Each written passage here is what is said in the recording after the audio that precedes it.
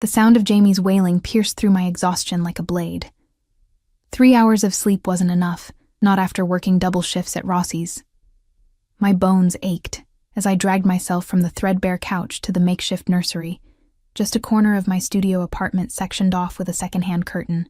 The floorboards creaked beneath my feet, each step a reminder of how close we were to rock bottom. "Shh, baby boy, Mommy's here," I whispered, lifting my 8-month-old son from his crib.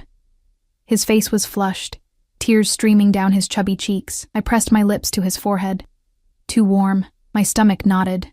We couldn't afford another emergency room visit, not after the last one drained what little savings I had left. Outside, rain pattered against the single window, its frame rattling with each gust of October wind. The ceiling leaked in the corner, the steady drip, drip, drip joining Jamie's cries in a miserable symphony.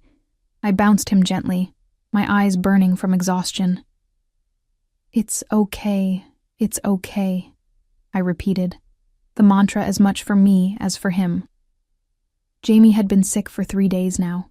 Nothing serious, the clinic doctor had said. Just a cold that needed to run its course, but tonight felt different. His little body radiated heat, and his usually strong grip felt weaker as he clutched my worn t-shirt. I needed help. Not just any help. I needed money for medicine, for a doctor who would actually examine him for more than 5 hurried minutes, for food that wasn't approaching its expiration date. I needed Chris. My fingers trembled as I scrolled through my phone contacts. Christopher Reyes, Jamie's father, hadn't answered my calls in months, not since I'd told him I was pregnant. His last words still haunted me. "That's not my problem." Then he'd blocked my number, but I'd heard from a mutual friend that he'd changed his number recently. Maybe, just maybe, if he heard his son crying, something would shift inside him. The new number had cost me half a day's wages. Information wasn't free in our neighborhood. I'd been saving it for an emergency. This was an emergency. With Jamie balanced on my hip, I dialed the number, each tone echoing in my cramped apartment. 1 ring, 2 rings, 3. My heart pounded against my ribs. What would I even say? "Please, Chris, your son is sick. I know you said you wanted nothing to do with us, but..."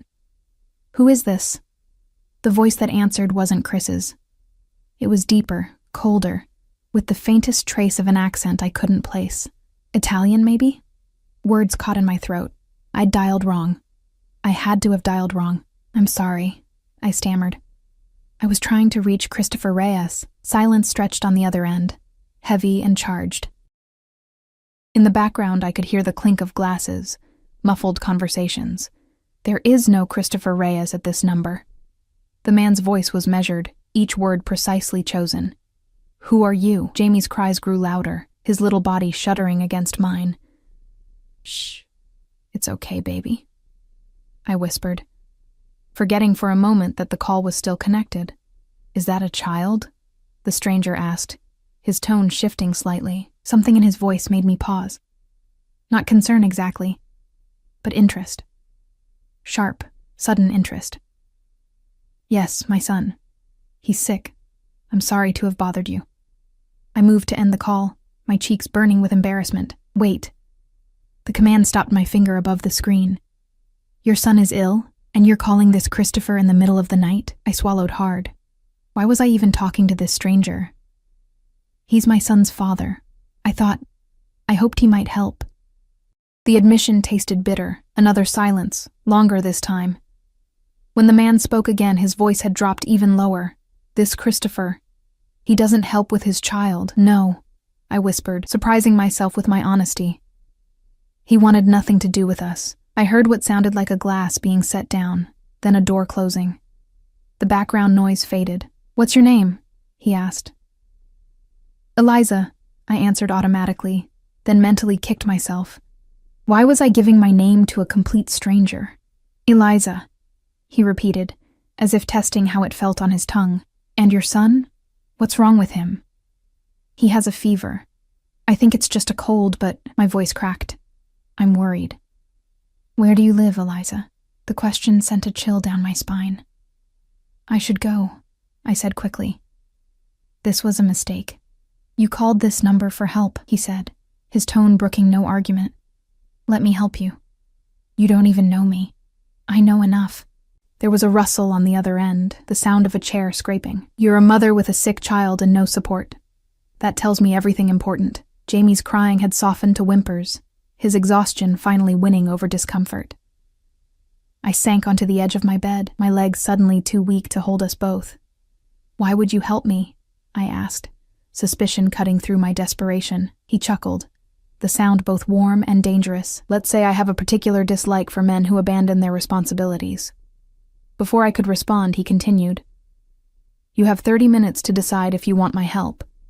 If you do, text this number your address. If not..."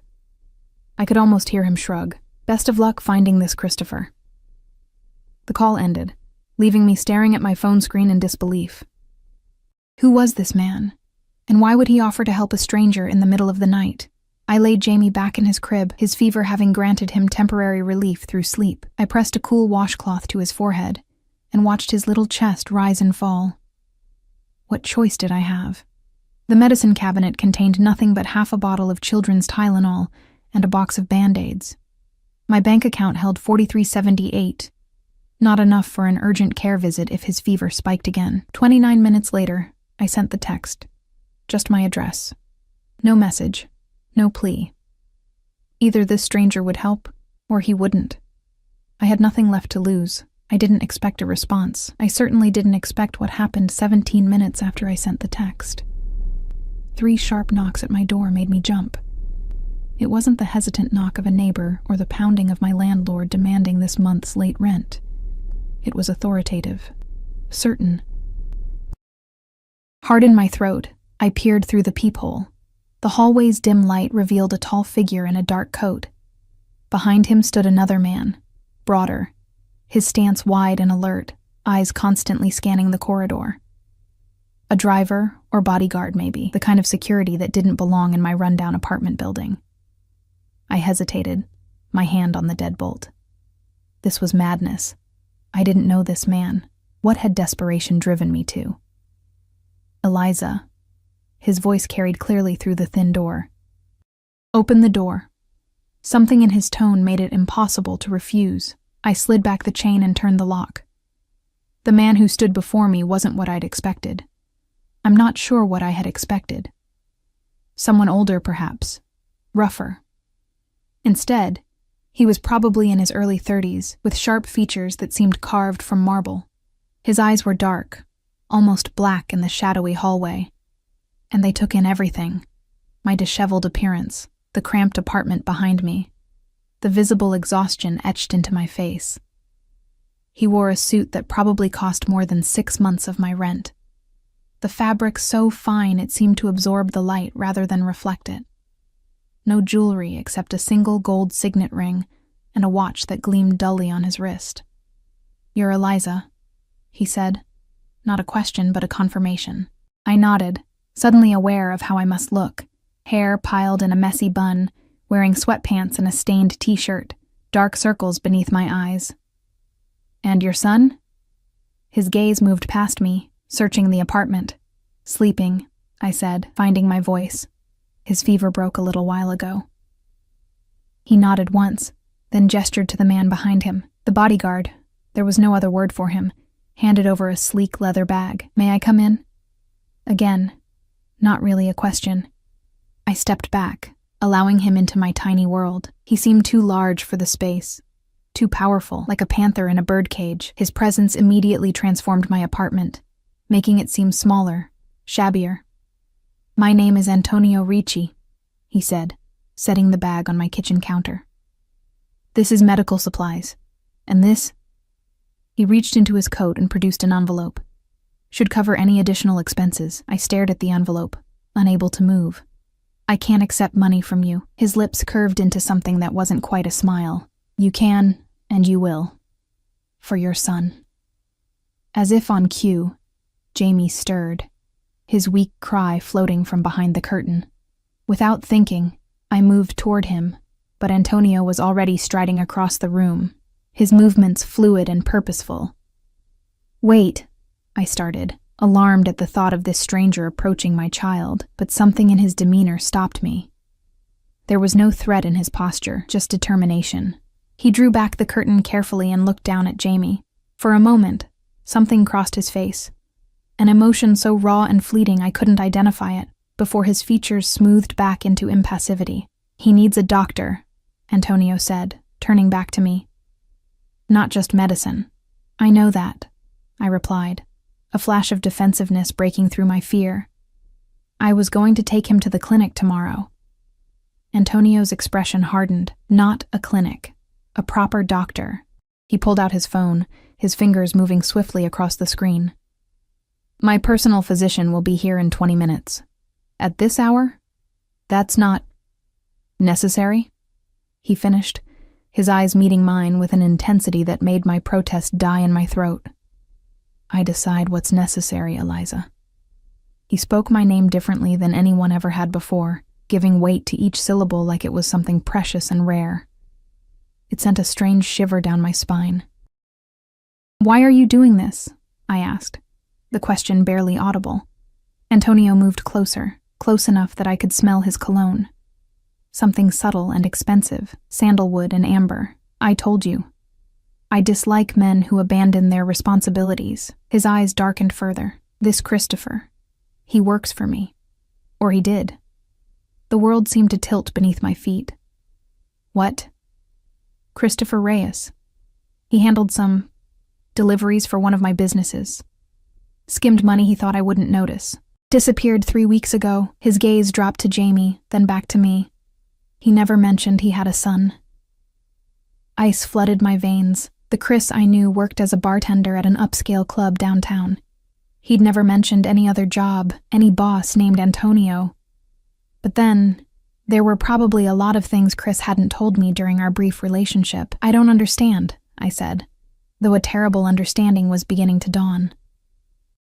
"What kind of business do you run?" Antonio's smile was cold, nothing like the professional warmth he'd shown earlier. "The kind where loyalty matters above all else. The kind where family is sacred." He stepped closer, his presence overwhelming in the small space. "The kind where betrayal has consequences." In that moment, I realized exactly what I had invited into my home. The fine suit, the bodyguard, the easy way he dispensed money and commanded doctors in the middle of the night. The Italian name, the talk of loyalty and consequences. Antonio Ricci was connected, dangerously connected, and I had just told him where to find the man who had stolen from him. "I haven't seen or spoken to Chris in months," I said quickly, panic rising in my throat. "I don't know where he is. I believe you." His voice was surprisingly gentle. "But you tried to call him tonight, which means you had a number for him." I swallowed hard. "A friend said he changed his number. I paid for the information, but obviously it was wrong." "Not wrong," Antonio said, pulling out his own phone. "This was his new number, until I took it over after he departed." He showed me the screen, and sure enough, it displayed the same number I had called. Jamie cried out again, louder this time.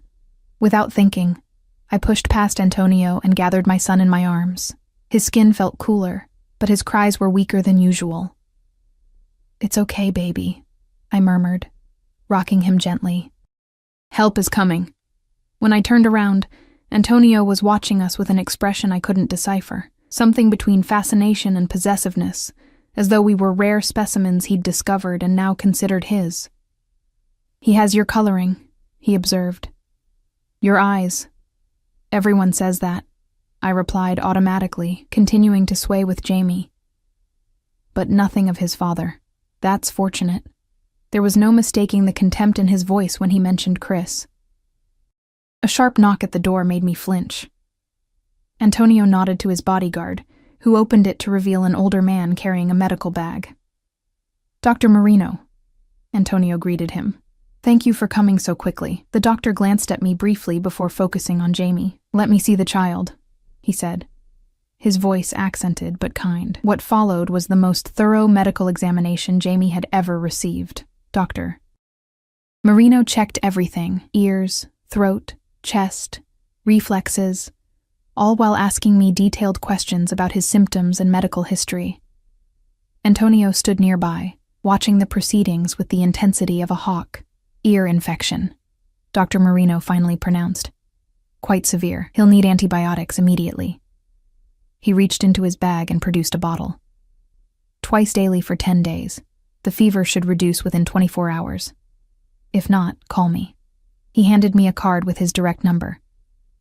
Thank you, I whispered, clutching the medicine like a lifeline. The doctor packed up his bag and exchanged a few quiet words with Antonio before leaving. The bodyguard followed, leaving me alone with Antonio and a now sleeping Jamie. An ear infection, I said, the relief making my knees weak.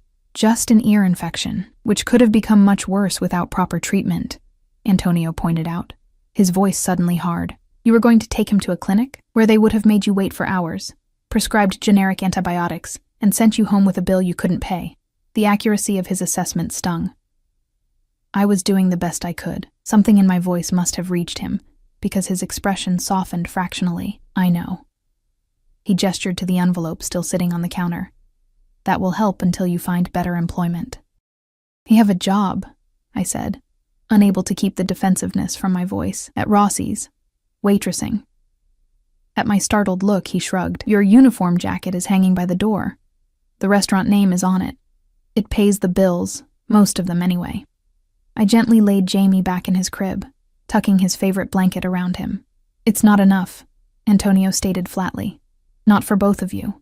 I turned to face him, suddenly tired of feeling small. Thank you for your help tonight, for the doctor and the medicine, but my financial situation isn't your concern. Something dangerous flashed in his eyes. You made it my concern when you called me. I called you by mistake. There are no mistakes, Eliza. Only opportunities disguised as accidents. He moved closer, his presence filling my awareness. Christopher Reyes betrayed me and abandoned his son. Both are unforgivable offenses in my world. My breath caught. What are you saying? I'm saying that Christopher's debts are now settled in a different way. His gaze traveled over me, not in a leering way, but as if cataloging every detail. Through you and your son. What exactly does that mean? I asked, my voice barely audible over the pounding of my heart. Settled through us? Antonio's eyes never left mine as he closed the distance between us, each step deliberate. The floorboards didn't dare creak beneath his polished shoes. It means you're under my protection now. His voice was soft, but left no room for argument. You and the child. I wrapped my arms around myself, suddenly cold despite the apartment's poor heating. I never asked for your protection, yet you need it. He gestured around the cramped studio, the water stains spreading across the ceiling, the second-hand furniture, the bare cupboards visible through the open kitchen cabinet. This is no place to raise a child. It's all I can afford, I said, hating how defensive I sounded. Not everyone is born with options. Something flashed in his eyes, not anger, but something sharper. Recognition, perhaps. You think I was born into this? A hint of dark amusement colored his tone. He rolled up his right sleeve with precise movements, revealing a forearm marked with a jagged scar that ran from wrist to elbow. I grew up in a place worse than this. No father. Mother who worked 3 jobs and still couldn't keep the heat on. He rolled his sleeve back down. I made my own options. The glimpse into his past caught me off guard. I'd imagined him born into his power, not clawing his way up from circumstances like mine. It made him more real, and somehow more dangerous. I appreciate the help tonight, I said carefully, but we'll be fine now. He smiled, the expression not reaching his eyes. Will you? The medicine will last 10 days. Then what happens when he gets sick again? Or when your landlord finally decides to evict you for the rent you're 3 months behind on? My blood ran cold. How do you? I know everything I need to know, Eliza. He moved to the window, looking out at the rain-slicked street below. Your lease, your employment record, your bank balance. He turned back to face me. Christopher stole from me, betrayed my trust. By all rights, I should take everything of his in return. Fear flooded my veins. Jamie is not mine to take. He finished, his voice dangerously soft. Perhaps, but I'm not interested in taking. I'm interested in providing. I don't understand. Antonio reached into his jacket and produced another envelope, thicker than the first. An address, keys, and enough money to get you settled. I didn't reach for it. What is this? A new apartment. In a building I own. Safe neighborhood. Good schools nearby. He placed the envelope on the counter beside the first one. You'll move there tomorrow. It wasn't a suggestion. The realization that this stranger was rearranging my life without my consent sent a flash of anger through my exhaustion. You can't just decide where I live. I already have. His tone remained calm, reasonable even, which only fueled my indignation. Why? Why would you do this for people you don't even know? Antonio's gaze shifted to Jamie, sleeping peacefully now that his pain had been eased. The child is innocent. He deserves better than an absent father and a life of struggle. His eyes found mine again. And you deserve better than to be abandoned with his responsibilities. There was something he wasn't saying, something beneath his words that I couldn't quite grasp. What's the catch? I asked bluntly. People like you don't just hand out apartments and money without expecting something in return? His expression darkened, and for a moment, I regretted my boldness, but I held his gaze, refusing to be intimidated in my own home, meager as it was. People like me? He repeated, his accent more pronounced in his irritation. You have no idea what kind of man I am. I know enough, I countered, surprising myself with my courage. Your suit costs more than my rent. You have a driver who doubles as security. Doctors come when you call in the middle of the night. And you talk about Christopher like he's... I trailed off, unwilling to say the words aloud. Like he's what? Antonio prompted, moving closer again, his presence magnetic and intimidating at once. Like his life is in your hands, I whispered. Antonio's smile was chilling in its sincerity. Very perceptive, Eliza. Yes, I have certain businesses, interests that require loyalty and discretion.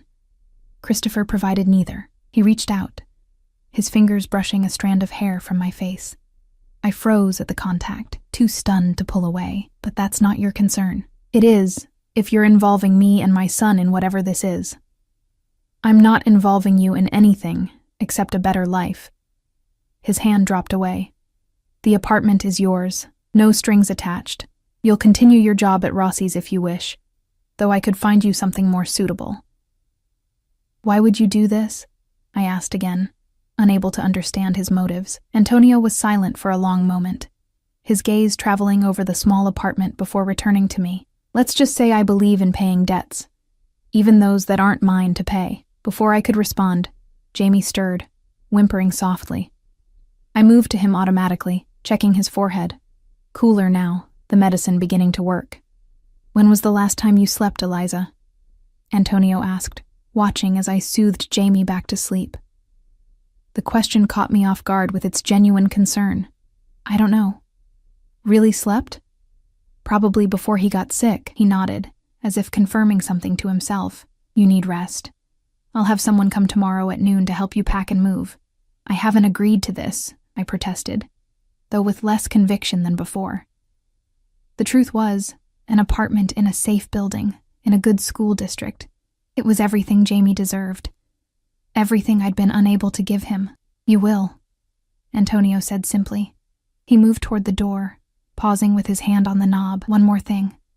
I'll be checking in regularly to ensure you have everything you need. This isn't charity, Eliza. It's an investment. In what? I asked. His eyes, dark and unreadable, held mine.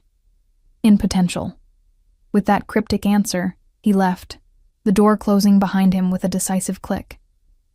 I stood frozen, staring at the space where he'd been, trying to process everything that had happened in the last hour. My phone buzzed on the counter, a text message from the same number I'd called earlier. Take the medicine now.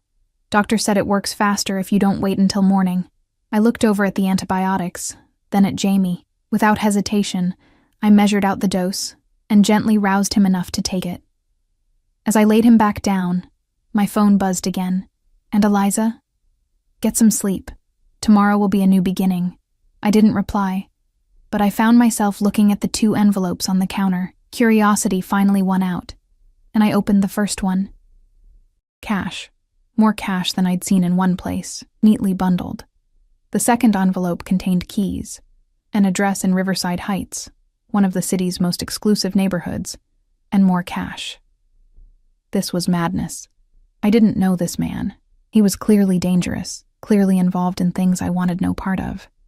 And yet, he'd helped my son when no one else would. He was offering us a chance at a life I could never provide on my own. Was I really considering this? My gaze drifted to Jamie, his breathing finally even and peaceful. For him, I'd do anything. Even accept help from a devil in an Italian suit. I collapsed onto the couch, exhaustion finally claiming me. My last coherent thought before sleep took hold was wondering what exactly Antonio Ricci saw when he looked at me, a responsibility, a charity case, or something else entirely. The morning brought sunlight streaming through the threadbare curtains and the realization that Jamie's fever had broken completely. He babbled happily in his crib as I checked him over, relief washing through me in dizzying waves. The events of the previous night seemed dreamlike in the harsh light of day. The mysterious phone call, the intimidating man in the expensive suit, the offers that seemed too good to be true. But the envelopes on the counter were real. The medicine bottle with Dr. Marino's name on the label was real, and the text messages on my phone were real. At precisely 11:45 a.m., a knock at my door announced the arrival of a woman named Sophia, who introduced herself as Mr. Ricci's personal assistant. She was impeccably dressed, with a no-nonsense demeanor that somehow put me at ease despite the strangeness of the situation. "Mr. Ricci mentioned you might be hesitant," she said, surveying my half-packed belongings. I'd started gathering our things more out of necessity than acceptance. If nothing else, I needed to be prepared for whatever happened next. He wanted me to assure you that this arrangement comes with no obligations on your part. "Forgive me if I find that hard to believe," I replied, bouncing Jamie on my hip. He was fascinated by Sophia's dangly earrings, reaching for them with chubby fingers. Sophia's expression softened slightly as she looked at Jamie. "Mr. Ricci has his reasons. They may not make sense to you now, but he's a man of his word." She handed me a card with her number. "If you need anything at all, you call me directly." 3 hours later, I stood in the center of an apartment that made my old studio look like a closet by comparison. Sunlight poured through floor-to-ceiling windows, illuminating hardwood floors and modern, comfortable furniture. The kitchen gleamed with stainless steel appliances and marble countertops. Jamie's new room, he had his own room now, was fully furnished with a crib that probably cost more than all the furniture I'd ever owned combined. "This is temporary," I told myself, as I unpacked our meager belongings, feeling like an imposter in this space clearly designed for someone with more money, more class, more everything than me, just until I figure things out. But as the day wore on, as I gave Jamie a bath in a tub bigger than my old kitchen, as I put him down for a nap in his new room with its perfect temperature and soothing nightlight, a treacherous feeling of relief crept over me. For the first time in months, I wasn't consumed with worry about rent, about utilities, about whether the heat would stay on through the night. My phone buzzed just after 7, as I was exploring the fully stocked kitchen. Antonio's number. "The apartment is satisfactory?" I hesitated before typing back. "It's too much." His reply came immediately. "It's exactly enough. Is there anything else you need?" I looked around at the luxury surrounding me, at the security system by the door, at the view of the city skyline from the windows. "No. But I still don't understand why you're doing this." There was a longer pause before his response. "Some debts can only be repaid in unexpected ways. Are you working tomorrow?" The abrupt change of subject caught me off guard.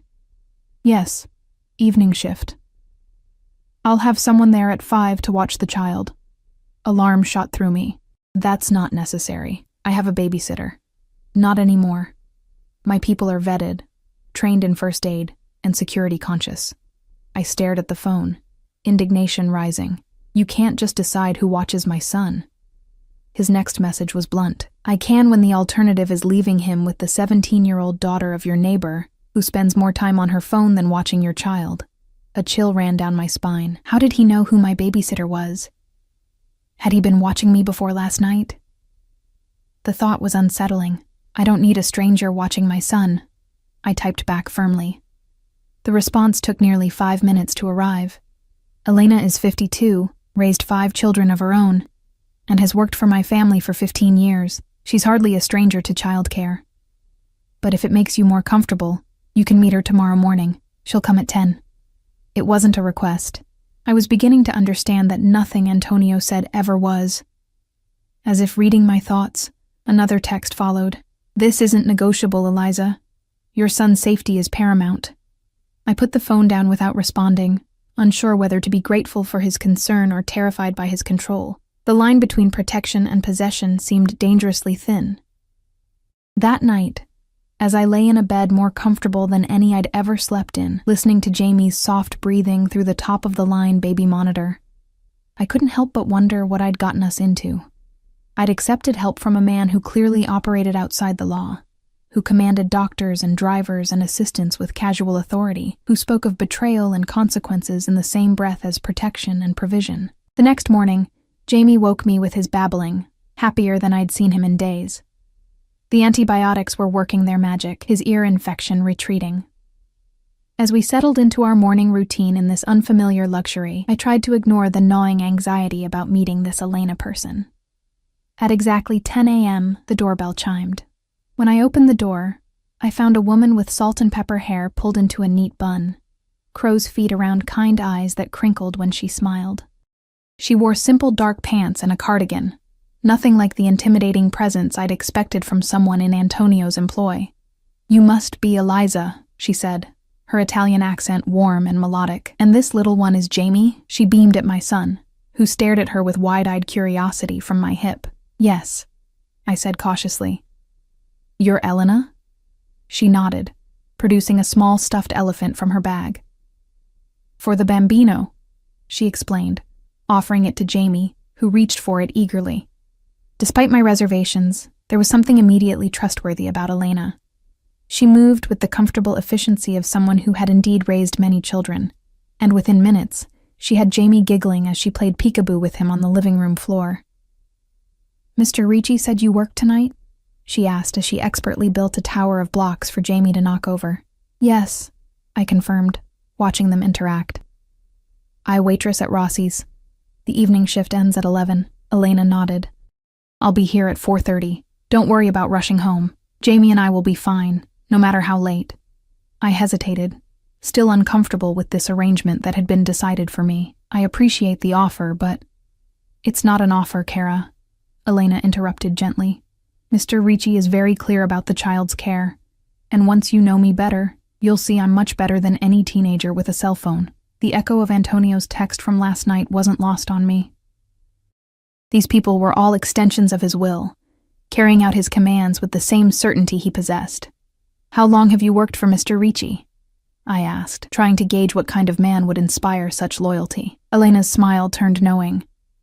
"Since he was a boy himself, I worked for his uncle first, then for Antonio when he took over the family business." The slight pause spoke volumes.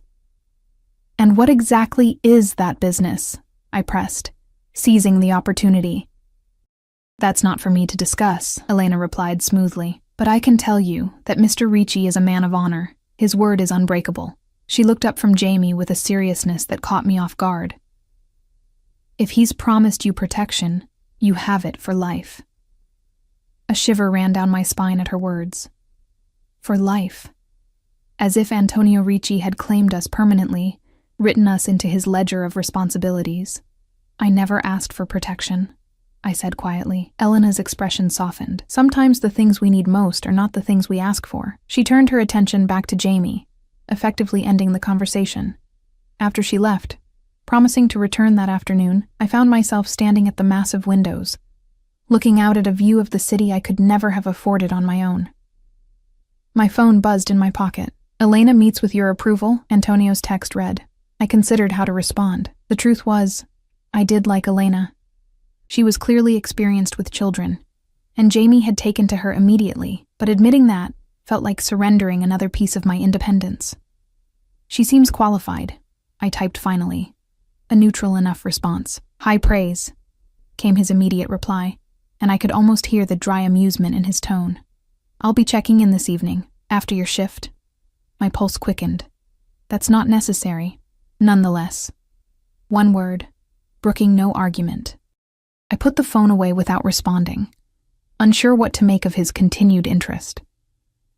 If this was truly just about repaying some warped sense of debt for Christopher's actions, why the personal involvement? Why not simply set us up and walk away? The question lingered as I prepared for my shift. As Elena arrived and settled in with Jamie, as if she'd been caring for him his whole life. As I walked into Rossi's with a strange mix of emotions churning inside me. Rossi's was an upscale Italian restaurant in the theater district, popular with the pre-show crowd and business dinners. I'd been lucky to get hired without much experience, and even luckier that they allowed some flexibility with my schedule as a single mother. The pay was decent, especially with tips, but never enough to get ahead, just enough to keep from drowning. "You look different," Meg, another waitress, commented as we prepared for the dinner rush. "Less exhausted? Did you actually sleep last night?" I managed a smile. "Jamie's feeling better. And yes, I actually slept." I couldn't bring myself to mention the rest. The midnight doctor visit, the mysterious benefactor, the new apartment that felt like stepping into someone else's life. It sounded insane even in my own head. The evening rush kept me busy, the familiar routine of taking orders, delivering food, and checking on tables, a welcome distraction from the strangeness my life had become.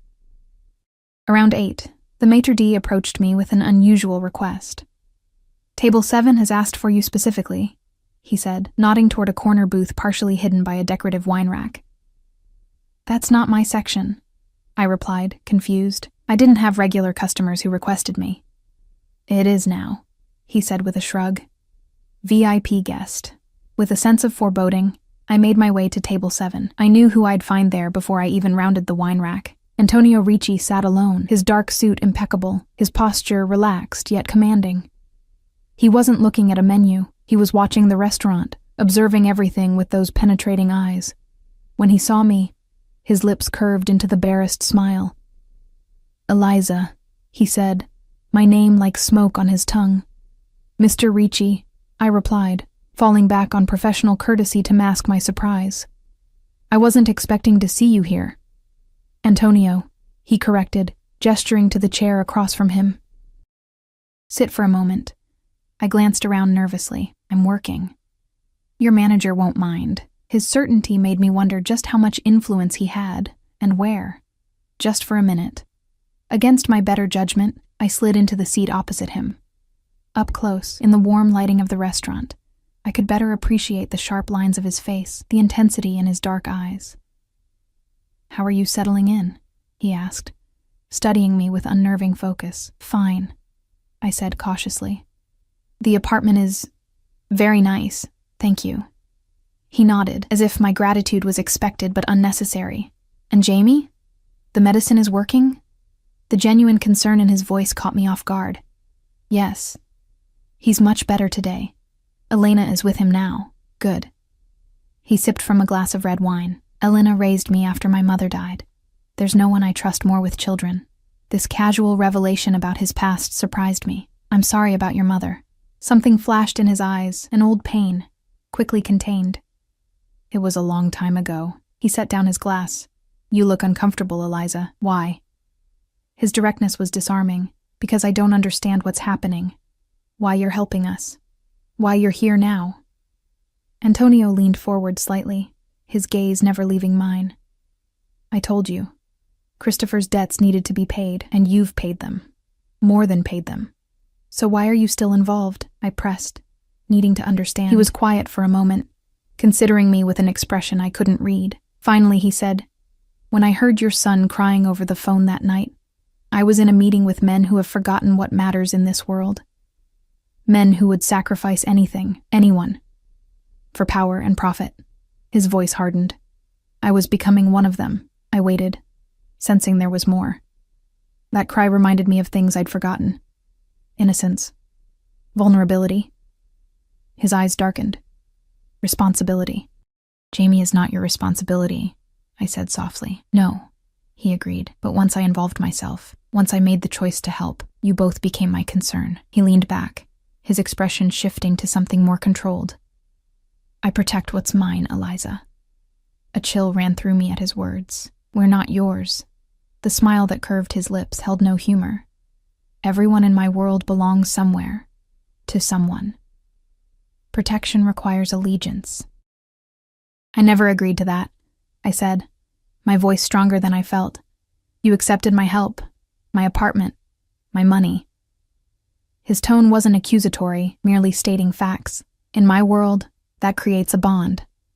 Before I could respond, he continued. I'm not asking for anything from you, Eliza. Just allowing me to ensure you and your son are taken care of. Why? I asked again, frustrated by his circular reasoning. Antonio's expression softened almost imperceptibly. Because it pleases me to do so. He glanced at his watch. You should get back to work. I've taken enough of your time. I stood, still unsatisfied with his answers, but aware of my manager watching from across the restaurant. Will you be ordering dinner? I already have. He smiled. Your Rossi's colleague Paolo knows what I prefer. Of course he did. Antonio Ricci clearly made it his business to know everyone and everything in his orbit, and somehow, Jamie and I had been pulled into that orbit. Whether I'd intended it or not, the rest of my shift passed in a blur. Antonio remained at his table, occasionally conducting quiet business with men who joined him briefly before disappearing again. He didn't summon me back, but I felt his eyes on me throughout the evening, tracking my movements as I served other tables. Just before 11, as I was finishing my last table, Paolo approached me with a heavy envelope. Your tips, he said with a wink. Good night for you. The envelope was thick, far too thick for the modest tips I'd earned. I knew immediately where the extra had come from. Part of me wanted to march back to table 7 and return it, to reject this continued attempt to... What? Buy me? Control me? But Antonio was gone, his table empty and cleaned. Outside, the night air was crisp with early autumn. I pulled my jacket tighter around me, exhaustion settling into my bones despite the anxiety still thrumming through my veins. As I turned toward the bus stop, a habit, though I now lived just a few blocks away in the luxury apartment, a sleek black car pulled up to the curb. The back window lowered, revealing Antonio's inscrutable face. Get in. I'll drive you home. I can walk, I said, more out of stubbornness than practicality. It's not far. It's after 11, and this neighborhood changes after dark. His tone left no room for argument. Get in the car, Eliza. Against my better judgment, I did. The interior was all soft leather and subtle opulence, smelling faintly of his cologne. Antonio sat across from me, the space between us both too small and impossibly vast. You left me money, I said, pulling out the envelope. I can't accept this. He didn't even glance at it. Your son needs new clothes. Winter is coming. The heating in your old apartment was inadequate. The fact that he knew such specific details about our life before he entered it was unsettling. Have you been watching me before that night? Antonio's expression remained neutral. I make it my business to know the people in my territory. Rossi's is one of my investments. When you were hired 6 months ago, your name crossed my desk with others. So you knew who I was when I called? You were playing with me? Anger flashed hot in my chest. No, he said sharply. I had no interest in you until that call, until I heard your voice, your desperation, your son's cries. His jaw tightened, until I realized who the father was. The car slowed as we approached my new building, his building. Antonio continued, his voice softer now. I don't play games, Eliza. Everything I've done has been exactly what it appears to be. And what is that? I asked, my voice barely above a whisper. His eyes met mine, dark and intense in the shadowed car. Taking care of what Christopher abandoned, providing what he should have provided, being where he should have been. His words hung in the air between us, heavy with implications I wasn't ready to face.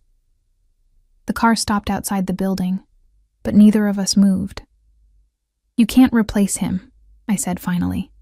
Jamie's father, I mean. Antonio's expression darkened. I have no desire to replace Christopher Reyes. The man was a coward and a thief. His voice was cold, precise. But a child needs stability, security, a future. He studied me with those penetrating eyes. And so does his mother. Before I could respond, he opened his door and stepped out, circling around to my side. The driver, The same broad-shouldered man who'd accompanied him to my old apartment remained stoically behind the wheel. Antonio extended his hand to help me out, a gesture so formal and old-fashioned it momentarily disarmed me. Hesitantly, I placed my hand in his. His fingers closed around mine, warm and strong, as he guided me from the car. The brief contact sent an unwelcome shiver up my arm. "Elena will stay until we arrive," he said as we entered the building's elegant lobby. The doorman nodded deferentially as we passed. "We?" I questioned, punching the elevator button. Antonio's lips curved slightly. "I'd like to see how Jamie is doing." The elevator ride to the 15th floor was silent, the space too small for his commanding presence. I found myself hyper-aware of every movement, every breath. When the doors opened, he gestured for me to exit first, then followed me down the hallway to his apartment. Elena opened the door before I could even reach for my keys. She smiled warmly, though I didn't miss the respectful nod she gave Antonio as we entered. "Jamie is sleeping soundly," she reported. "The fever is gone completely. We had a good evening." "Thank you, Elena," Antonio replied, his tone gentler than I'd heard him use with anyone else. "Go home to Marco. He's waited up for you, I'm sure." She smiled, collecting her things. "As always, Mr. Ricci. Good night, Eliza. I'll see you tomorrow." As Elena departed, Antonio moved through the apartment with the casual confidence of ownership, which of course he had. He shrugged off his suit jacket, draping it over a chair, and loosened his tie slightly. The gesture was strangely intimate, transforming him from intimidating Mafia boss to something more human. "May I see him?" he asked, nodding toward Jamie's room. I hesitated only briefly before leading him down the hallway. We entered quietly, the room bathed in the soft glow of the nightlight. Jamie lay on his back, arms flung wide, his breathing deep and even. He looked tiny in the large crib, surrounded by new blankets and stuffed animals that hadn't been there when we moved in. Antonio stood at the cribside, looking down at my son with an expression I couldn't decipher. Something between wonder and resolve, tenderness and determination. "He looks like you," he said softly. "Everyone says that," I replied, echoing our conversation from that first night. "It's a blessing." His voice hardened almost imperceptibly. "He'll grow up with nothing of his father in him." The conviction in his tone raised the hairs on the back of my neck. "You really hate Christopher, don't you?" Antonio turned from the crib, his eyes meeting mine in the dim light. "Hate requires emotional investment. What I feel for Christopher is simpler. He betrayed me, stole from me, and abandoned his child. In my world, any one of those offenses has consequences." I swallowed hard, afraid to ask what those consequences might be. Afraid I already knew. We retreated to the living room, leaving Jamie to his peaceful sleep. Antonio moved to the kitchen, opening cabinets with familiar ease until he found what he was looking for.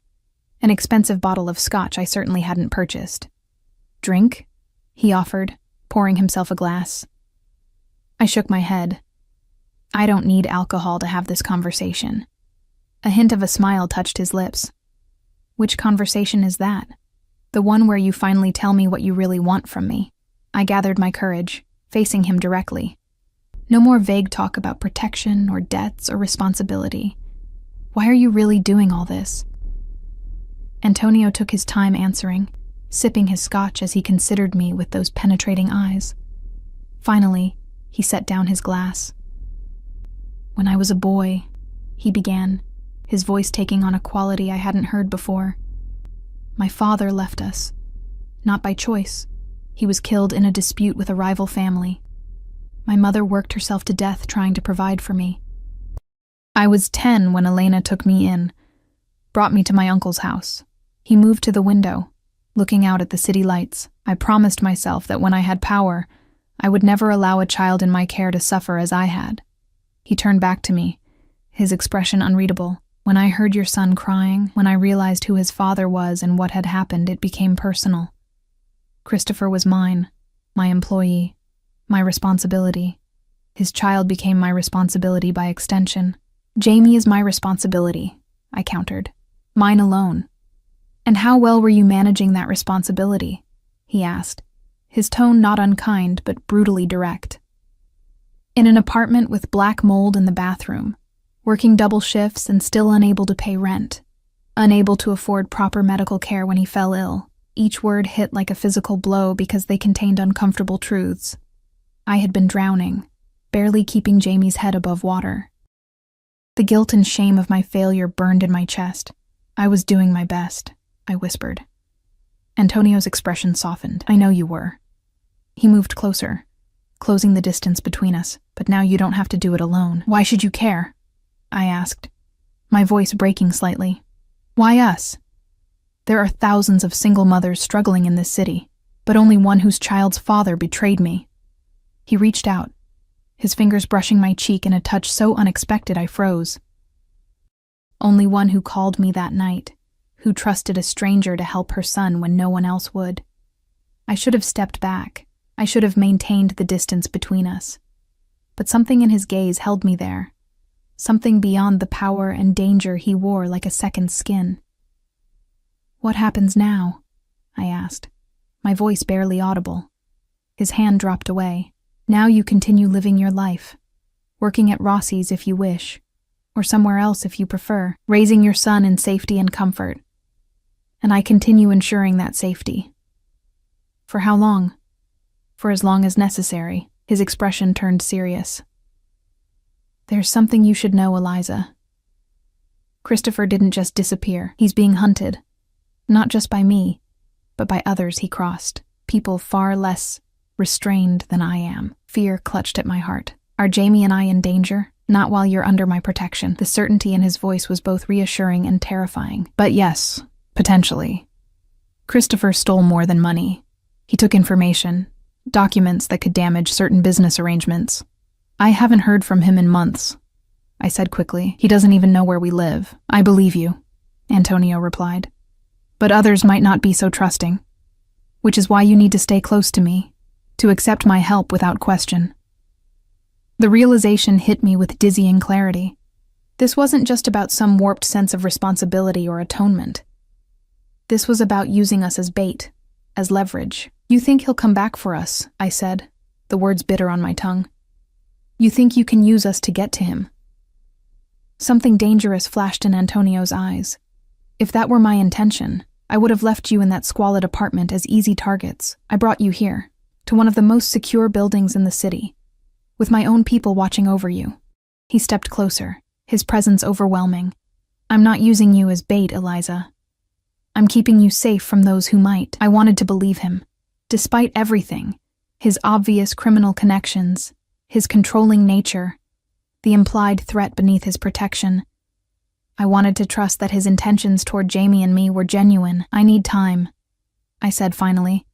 Time to process all of this. Antonio nodded once, accepting my response with surprising grace. Time you have. But not distance. Not now. He retrieved his jacket from the chair. I'll have a car waiting for you tomorrow before your shift. Elena will stay with Jamie. It wasn't a request. I was beginning to understand that with Antonio Ricci, very little was ever truly optional. Good night, Eliza, he said, moving toward the door. He paused, turning back with an expression I couldn't read. Lock the door behind me. The security system is activated automatically. No one enters this building without my knowledge. After he left, I sank onto the sofa, my mind racing with everything I'd learned. Jamie and I weren't just recipients of Antonio's generosity. We were potentially in danger from Christopher's other enemies. We were assets Antonio was protecting, for reasons that still felt murky and complex.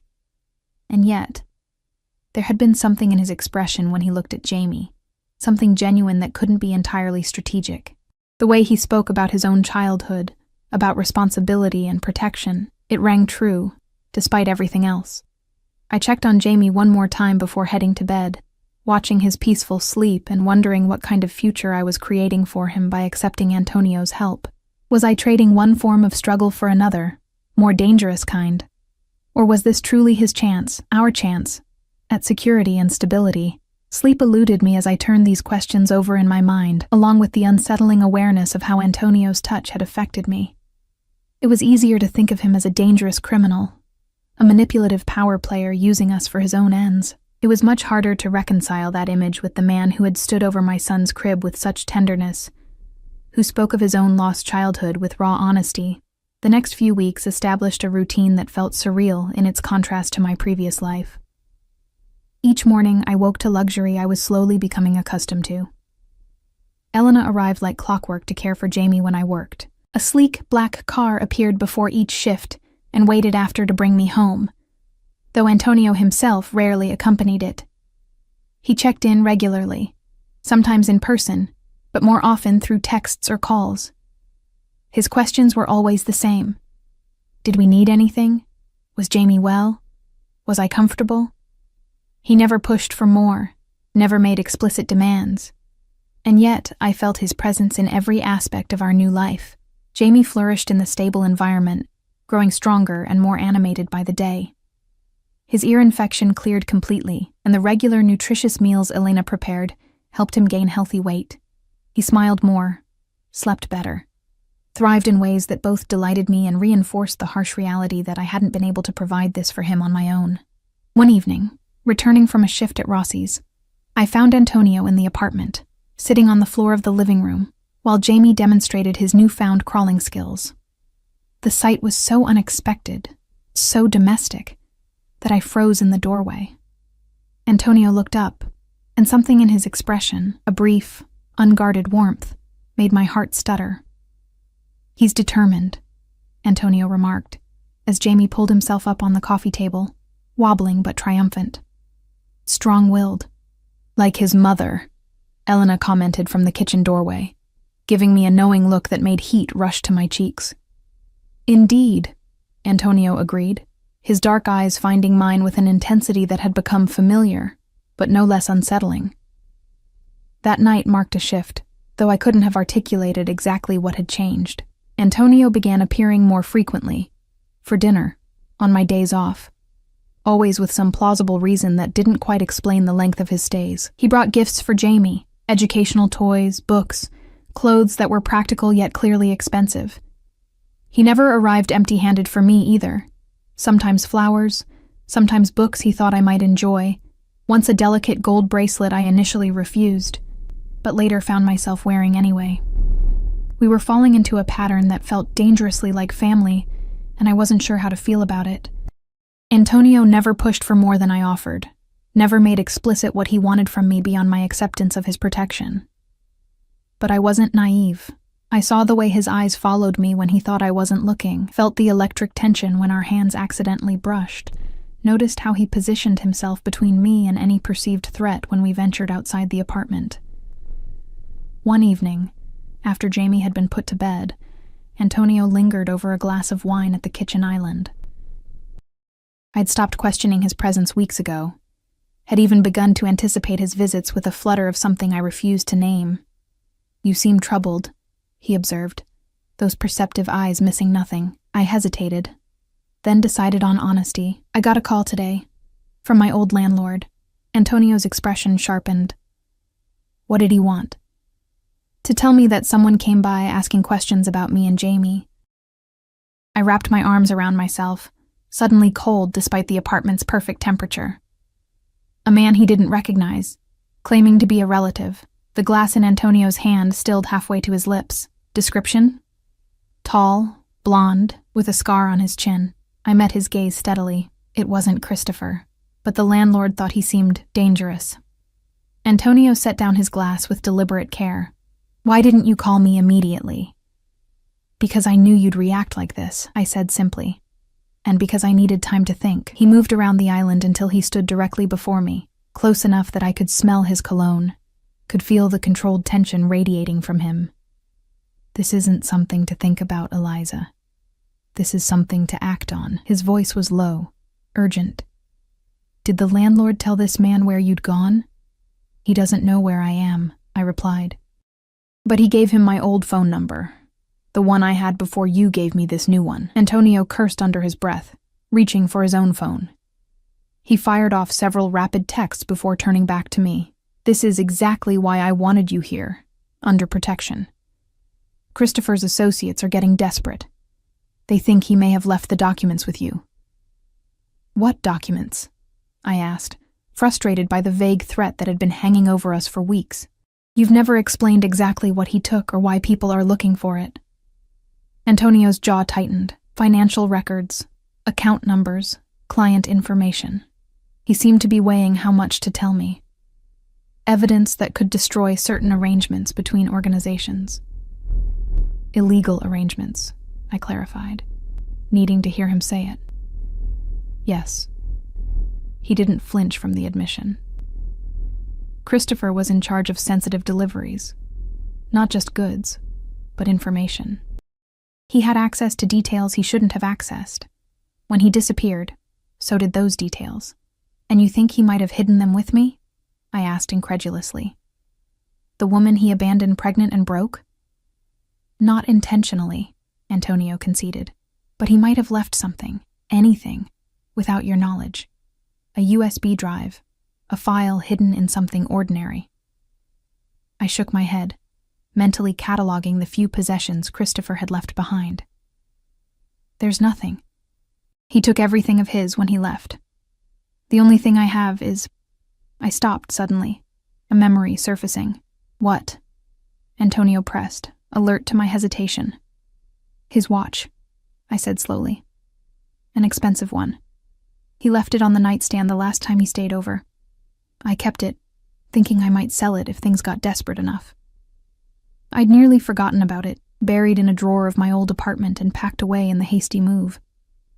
Antonio's expression changed. Where is it now? In my jewelry box. I never got around to selling it. He followed me to the bedroom, waiting at the threshold as I retrieved a battered wooden box from the closet. Inside, nestled among my few modest pieces of jewelry, was Christopher's watch. A heavy stainless steel timepiece with a black face. Antonio took it carefully, examining it from all angles. Then, to my surprise, he popped open the back casing. Inside, tucked beneath the mechanics, was a tiny microchip. This, he said, holding it up to the light, is what everyone has been looking for. I stared at the inconspicuous chip, stunned that it had been in my possession all this time. So, now what happens? Antonio slipped the chip into his pocket. Now, I can finally end this. Neutralize the threat completely. The clinical way he said it sent a chill through me. You're going to kill him, aren't you, Christopher? His eyes met mine, unflinching. Would that bother you? The man abandoned you and his son. Left you in poverty while he ran with stolen goods and information that put you both in danger. Of course it would bother me, I said, my voice stronger than I felt. Not because I care about him, but because that's not who I want to be. Someone who accepts murder as a solution. Not who I want Jamie to be connected to. Something shifted in Antonio's expression. Respect, perhaps, mingled with frustration. What would you have me do, Eliza? Let him go? Let him continue putting you and Jamie at risk? I moved closer, driven by an impulse I didn't fully understand. There are other ways to neutralize threats. Turn the evidence over to the police. Have him arrested. A bitter laugh escaped him. The police? You think this is so simple? I think you have enough power and influence to make it simple, I countered. To choose a different path than violence. For a long moment, he just looked at me. Something warring in his expression. Then, to my surprise, he reached out, his fingers brushing my cheek with startling gentleness. You still see the world as it should be? Not as it is, he murmured. Even after everything. I didn't pull away from his touch. Maybe that's what you need. Someone to remind you there are choices beyond the ones you're used to making. The air between us changed, charged with something beyond the danger and secrets that had defined our strange relationship. Antonio's hand slid to the nape of my neck, his touch both possessive and questioning. Is that what you want to be, Eliza? The voice of my conscience? His voice had dropped lower, intimate in a way that sent heat curling through me. I want to be myself, I whispered. Not an obligation, not a responsibility, not a debt to be paid. You've never been just a debt, he said, his eyes darkening. From the first moment I heard your voice on that phone, heard your son crying, you became something else entirely. What? I asked, my heart thundering in my ears. A possibility, he answered. And then his lips were on mine. The kiss was nothing like I expected. Not domineering or possessive, but questioning, almost reverent. I should have pulled away. I should have remembered all the reasons this was complicated and dangerous.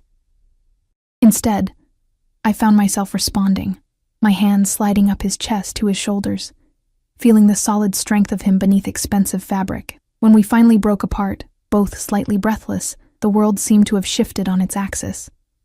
Antonio rested his forehead against mine, his hands now framing my face. "I didn't plan this," he said softly. "Any of it. I know." And somehow, I did know. Whatever game he might have been playing initially had evolved into something neither of us had anticipated. He drew back slightly, his expression serious. "I'll handle Christopher my way, but he won't be harmed. You have my word." His thumb traced my lower lip. "For you and Jamie, I can try to be a better man than my position usually allows." It wasn't a perfect promise, but it was honest. And honesty was something I'd come to value from him, even when the truth was complex and shadowed. "I don't expect you to change who you are," I said carefully. "Just to remember there are lines even you don't have to cross." His smile held a hint of sadness. "You have more faith in me than I deserve." "Maybe," I acknowledged. "Or maybe I see something in you that your world doesn't allow you to show very often." The moment was broken by Jamie's cry from the nursery, a familiar sound that now carried different meaning. Antonio stepped back, allowing me space. "Go to him," he said. "We'll talk more tomorrow." After he left, I sat in the rocking chair in Jamie's room, long after my son had fallen back asleep, turning over everything that had happened. The found microchip, the kiss, the promises made, all of it felt like crossing a threshold I could never return from. Yet, strangely, I felt more at peace than I had in months. There was clarity in finally acknowledging what had been building between Antonio and me, in bringing our unspoken connection into the open. Whatever came next, at least it would be honest. 3 days later, I woke to breaking news on every channel. A major corruption bust involving several city officials, business leaders, and organized crime figures. The operation had apparently been months in the planning, triggered by an anonymous tip and crucial evidence provided by a confidential informant. Christopher Reyes was named as the informant, having turned himself in with a plea deal that granted him immunity in exchange for testimony. The report mentioned he had been in protective custody for several weeks, working with federal authorities. My phone rang as I stared at the television in shock. "You've seen the news?" Antonio said without preamble when I answered. "Yes," I replied, still processing. "Did you?" "I gave him a choice," Antonio said, his voice neutral. "Face my justice or turn state's evidence." He chose the latter, surprisingly intelligent for once in his miserable life. There was a pause. "He'll be relocated after the trials. Witness protection. He won't trouble you or Jamie again. You kept your word," I said softly, still hardly believing it. "I told you, Eliza. For you, I can be better than my nature." I closed my eyes, relief washing through me. "Where are you? Are you safe?" The implications of the bust weren't lost on me. Antonio's name hadn't been mentioned in the reports, but his associates, his world, was clearly implicated. "I'm insulated," he replied. "My legitimate businesses were kept separate from the operations that are being dismantled. It will require adjustments to certain arrangements, but nothing I can't manage." There was a hesitation in his voice I hadn't heard before. "The question is, now that this chapter is closed, what happens with us?" It was the first time he'd acknowledged that there was an us to consider, that what existed between us had become something defined enough to question. "I don't know," I answered honestly. "This isn't a normal beginning. None of this has been normal." "No," he agreed. "But perhaps that's fitting.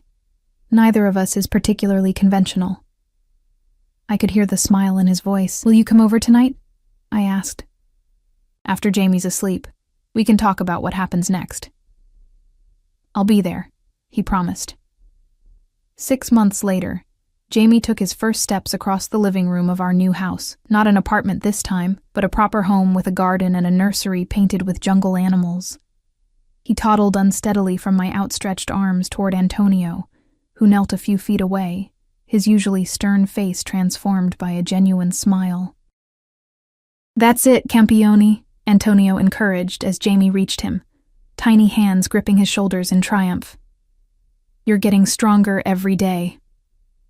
I watched them together, my heart full with a happiness I'd never expected to find. The path that had brought us here was unconventional, shadowed by danger and secrets. But it had led to something real. Antonio had kept his promise, restructuring his businesses to focus on the legitimate enterprises: restaurants, real estate, import, export, while gradually disentangling from the darker operations that had once defined his power. It wasn't a complete transformation.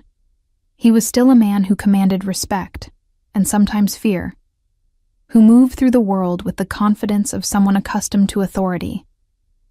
But he had chosen a different direction, had allowed himself to be influenced by love rather than tradition or vengeance. As for me, I'd found strength I didn't know I possessed. The courage to accept help without surrendering my identity, to love a complicated man without excusing his flaws, to build a family unlike any I'd imagined, but exactly what Jamie and I needed. "What are you thinking about?" Antonio asked, looking up at me as Jamie abandoned his new walking skills in favor of crawling toward his toys. "About wrong numbers and midnight calls," I said, smiling. "About how sometimes the biggest mistakes lead to the truest paths." He rose and crossed to me, drawing me into his arms with the gentle possessiveness that had become familiar and cherished. "Not mistakes," he corrected, echoing words from that first night. "Opportunities disguised as accidents." As his lips met mine, Jamie's happy babbling providing the soundtrack to our embrace, I silently thanked whatever twist of fate had led me to dial that wrong number on a desperate night. Sometimes salvation comes from the most unexpected sources, and sometimes family is found rather than born into. And sometimes a single mother's accidental call to a Mafia boss becomes the beginning of a love story neither of them saw coming, but both were destined to find.